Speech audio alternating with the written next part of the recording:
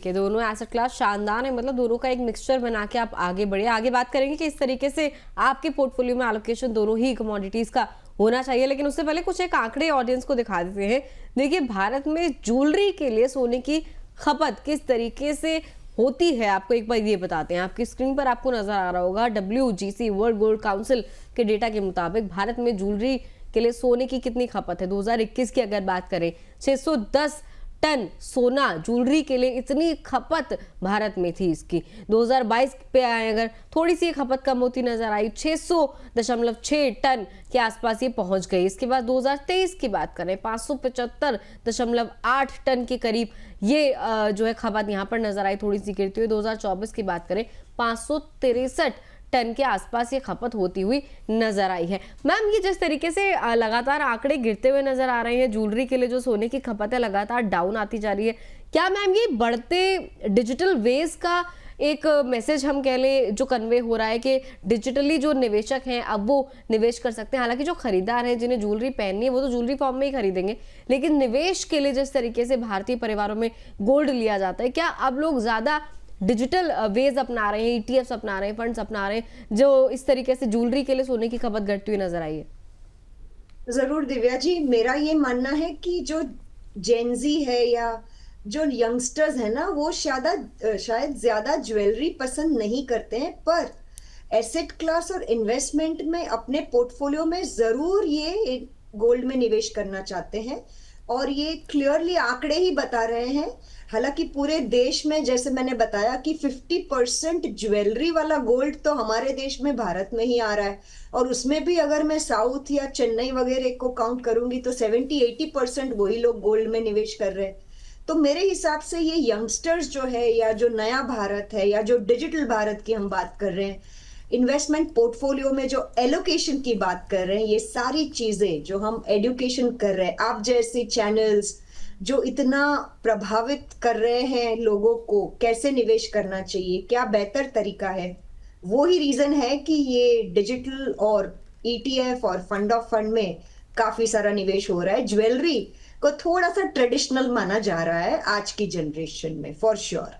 Jewellery traditional तरीका है ही। बाकी जैसे गोल्ड ETFs की भी यहाँ पर चर्चा हो रही, तो जरा देख लेते हैं कि भारतीय गोल्ड ETFs की जो गोल्ड खरीद हुई है वो कितनी कितनी रही है। तो अक्टूबर होल्डिंग की अगर यहाँ पर हम लोग बात करें तो 63.5 टन होल्डिंग अक्टूबर में रही है। वहीं सितंबर में 77.4 टन होल्डिंग इसकी रही है। और खरीद की अगर बात करें तो अक्टूबर में 6.1 टन गोल्ड जो है वो खरीदा गया है। गोल्ड ETFs की अगर खरीद की हम लोग यहाँ पर बात करें तो बिल्कुल। अब आपको बताते हैं टॉप 5 गोल्ड फंड का 3 साल का कैसा प्रदर्शन रहा है। उसके बाद सिल्वर फंड की भी बात करेंगे।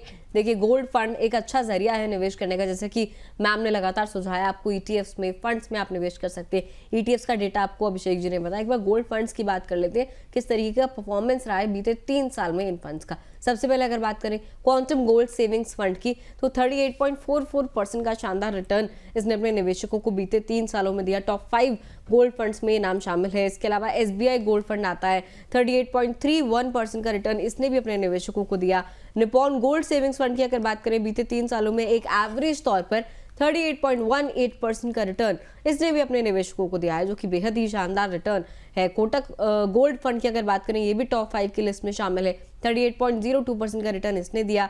और आदित्य बिरला सन लाइफ गोल्ड फंड की अगर बात की जाए, 38.01% का रिटर्न इसने भी दिया है। देखिए, 38% के शानदार रिटर्न इन गोल्ड फंड्स ने बीते 3 सालों में दिए अपने निवेशकों को। बिल्कुल, गोल्ड ने एक तरह से 38% के रिटर्न दिए हैं पिछले 3 साल में। ये एक तरह से एनुअलाइज रिटर्न इसका निकल के आता है। वहीं गोल्ड की अगर बात हो रही है तो ज़रा सिल्वर को भी हम लोग कैसे भूल सकते हैं, तो उसके भी जो प्रदर्शन है उस पर भी हम लोग यहाँ पर नज़र डाल लेते हैं। तो सिल्वर ETF सिल्वर फंड्स की अगर हम लोग यहाँ पर बात करें तो फिर एक्सेस सिल्वर FOF 33.64% का रिटर्न दिया है इसने पिछले 3 साल में। एनुअलाइज रिटर्न की हम लोग यहाँ पर बात कर रहे हैं। HDFC silver ETF fund of fund ने 33.57% का रिटर्न दिया है। उसके बाद है निपॉन सिल्वर ETF FOF 33.32% का रिटर्न इसने दिया है। उसके बाद है ICICI prudential silver ETF FOF 33.31% का रिटर्न इसने दिया है। और आदित्य बिरला सन लाइफ ETF FOF ने भी 33.24% का रिटर्न दिया है पिछले 3 साल में एनुअलाइज रिटर्न। यानी कि गोल्ड और सिल्वर दोनों उठा के देख लीजिए, एनुअलाइज रिटर्न के मामले में कमाल के रिटर्न हैं। और इस साल भी अगर हम आंकड़े उठा के आप देखेंगे तो सिल्वर की अगर बात करें तो फिर उसने भी करीब करीब, जहाँ तक मैं AMFI के डेटा की ही अगर बात करूँ तो 85% तक के रिटर्न इसने पिछले एक साल में दिए हैं, और सिल्वर भी यहाँ पर गोल्ड भी यहाँ पर पीछे नहीं है।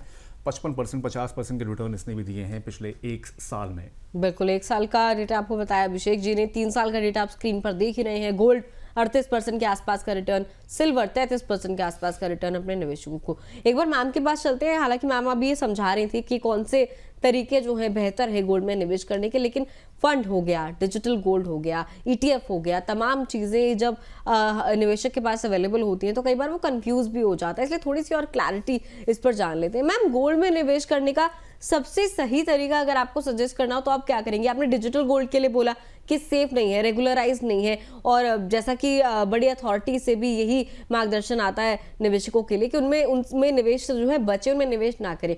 ज्वेलरी हो गई, बहुत सारा खतरा है, रखें कहाँ उस ज्वेलरी को, उसकी सेफ्टी का खतरा है, संभालना पड़ता है। इसके अलावा बहुत सारे पैसे उसमें वेस्ट हो जाते हैं मेकिंग चार्ज वगैरह के तौर पे। लेकिन मैम, ETF और फंड्स, ये 2 ऑप्शन हमारे पास अभी भी बहुत फ्रेश और बहुत अच्छे अवेलेबल है, काफी ट्रेंड में भी हैं आजकल। इन 2 में से मैम आप क्या ज्यादा सजेस्ट करेंगे निवेशकों को? किस तरीके के निवेशकों को किसे ऑप्ट करना चाहिए? देखिए, दोनों ही अच्छा माध्यम है। अगर आपके पास डीमैट अकाउंट है और अगर आप शेयर बाजार में निवेश कर रहे हो और आप इससे वाकिफ हो ये प्रोसेस से, तो आपको ETF के थ्रू ही करना चाहिए, क्योंकि इसमें एक्सपेंस रेशियो ना के बराबर होता है और आपको एज अ निवेशक बहुत ही कॉस्ट इफेक्टिवली गोल्ड के ETF में या सिल्वर के ETF में डायरेक्टली निवेश करने का एक मौका मिलता है। लेकिन अगर आपके पास डीमैट अकाउंट नहीं है और अगर आपको लगता है कि मुझे म्यूचुअल फंड के माध्यम से करना है और एसेट एलोकेशन भी फॉलो करना है, तो बहुत बार आपको म्यूचुअल फंड में फंड ऑफ फंड्स भी मिलते हैं, मल्टी एसेट फंड भी मिलते हैं, और आपको इसमें डीमैट अकाउंट की बिल्कुल जरूरत नहीं है। आप इसको जैसे कोई और एक म्यूचुअल फंड खरीदते हो वैसे ही एकदम सिंपल प्रोसेस से KYC कर लीजिए, कैन कर लीजिए, ऑनलाइन ऑफलाइन जैसे भी आपको ठीक लग रहा है। SIP करना है, लमसम करना है, आप म्यूचुअल फंड के थ्रू भी ये कर सकते हो। दोनों अच्छा है, आपके लिए जो बेहतर है, जो सहूलियत आपके पास है उस हिसाब से करिए। लेकिन पर्सनली अगर आपके पास डीमैट अकाउंट हो तो ETF is the best way. लेकिन एक चीज का यहाँ पे ध्यान रखना जरूरी है कि अगर ETF आप लोगे तो डिसिप्लिन शायद ना हो, क्योंकि SIP नहीं है, और कैश फ्लो यानी कि हर महीने कितना पैसा आपको डालना है वो भी फिक्स नहीं रहेगा, क्योंकि ETF का भाव जो है वो कम ज्यादा हो सकता है depending upon the rate of gold and silver. तो ये आपके नेचर पे, साइकोलॉजी पे कैसे आपको करना है वो आप खुद बेहतर जज कर सकते हो अपने आप को। लेकिन दोनों ही अच्छा है। ETF is much more cost effective, mutual fund is little slightly expensive, लेकिन बहुत सहूलियत में आप इजीली कर सकते हो। तो आप सोचिए जो ठीक लगे।